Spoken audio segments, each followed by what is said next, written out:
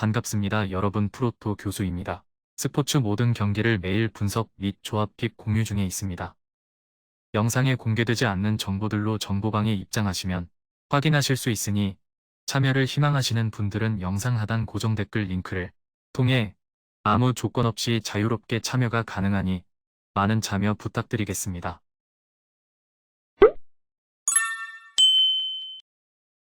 첫 번째 경기는 터키 대 스코틀랜드 한번 살펴보겠습니다. 터키는 플레이오프에서 포르투갈에게 1대3으로 패하면서 월드컵 진출을 다음 대회로 미루어야 했습니다. 쿤츠 감독 부임 이후의 약점이었던 골 결정력은 상당히 개선된 모습이었으나 수비적인 약점이 발목을 잡았죠. 자국 리그의 성향도 수비보다는 공격에 초점을 맞추는 경우가 잦은데 어느 정도 영향이 있을 수 있습니다. 포르투갈과의 플레이오프에서도 상대 주전들이 코로나로 인해 대거 빠진 상황이었음에도 3골을 허용하면서 무너진 모습이었죠. 네이션스리그에서도 룩셈부르크와 3대3 무승부를 거두었고 힘을 꽤 뺀 상태였기는 했지만 페루제도에게도 1대2로 패하는 등 자신들보다도 하위 전력을 상대로 멀티 실점을 내주는 모습을 보여주기도 했습니다. 스코틀랜드는 플레이오프에서 우크라이나에게 덜미를 잡혔습니다.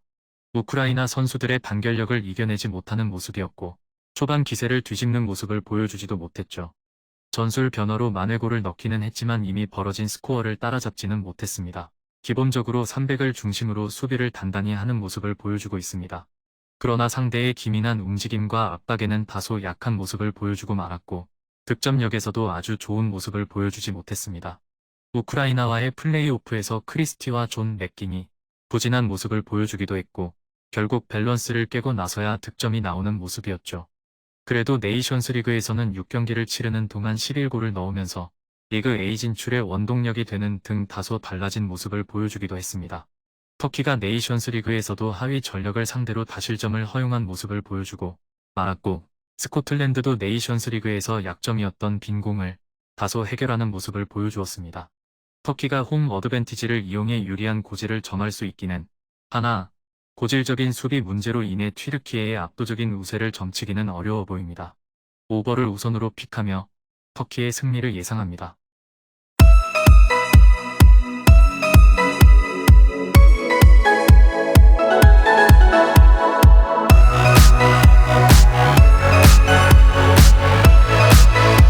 두 번째 경기는 멕시코 대 스웨덴 한번 살펴보겠습니다. 멕시코는 북중미 최종 예선에서 2위를 차지하면서 또 다시 월드컵 진출에 성공했습니다. 다만 경기력에 있어서는 북중미 최강이라는 평을 듣기에는 무리였는데 마르티노 감독에 대한 의구심도 상당한 상태죠. 월드컵 진출에 성공하기는 했으나 떠오르는 해인 미국과 캐나다를 상대로는 꽤 고전하는 모습이었고 단단한 조직력과 기동성, 선수들의 뎁스는 여전히 멕시코의 장점으로 꼽히고 있지만 득점력에서 별다른 모습을 보여주지 못하고 있습니다.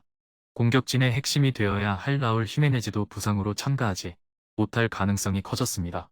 저돌적인 압박 능력을 바탕으로 수비를 단단히 하고 전방의 결정력에 기대를 걸어보는 플랜을 가져올 가능성이 높은데 히메네스의 대체자인 마르틴도 30대에 접어들었죠. 오히려 히메네스의 에너지 레벨에 더 기대를 걸어보는 것이 나아 보입니다.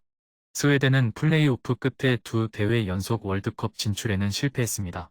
결국 원정에서의 경기력 난조가 발목을 잡았는데 하위 전력이라고 할 수 있는 그리스와 조지아를 상대로도 원정에서 패배하는 모습을 보인 바 있고 플레이오프에서 탈락하게 된 폴란드전도 원정에서 펼쳐진 경기였죠. 질라탄, 이삭이 모두 부상으로 엔트리에서 낙마한 상태이고 쿨루세프스키도 결국 몸 상태로 인해 엔트리에서 빠져버리고 말았습니다. 결국 포르스베리 말고는 공격진의 기량을 보여주는 선수가 없다고 볼 수 있는 상태입니다.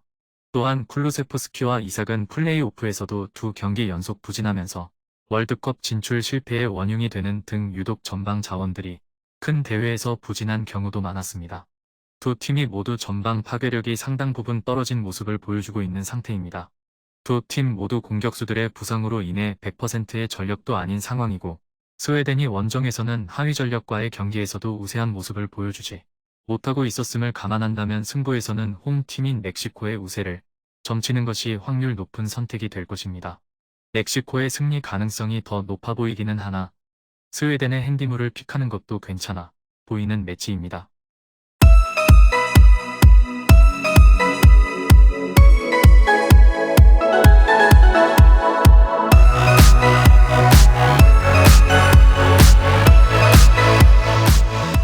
마지막 세 번째 경기는 알바니아 대 이탈리아 한번 살펴보겠습니다. 알바니아는 월드컵 유럽 예선에서는 잉글랜드와 폴란드의 벽을 넘지 못했습니다. 네이션스 리그에서도 이스라엘과 아이슬란드를 넘지 못하고 겨우 3위에 머물렀고, 전쟁으로 인해 출전 자격이 박탈된 러시아가 있었더라면 리그 C로 강등당했을 가능성도 꽤 높았습니다. 네이션스 리그에서 4경기를 치르는 동안 알바니아가 멀티 득점을 기록했던 경기는 한 경기도 없었는데 브로야가 꾸준히 A매치 경험을 쌓고 있는 상황이기는 하나 소속팀에서 확실한 주전이라고 할 수 없는 상태죠.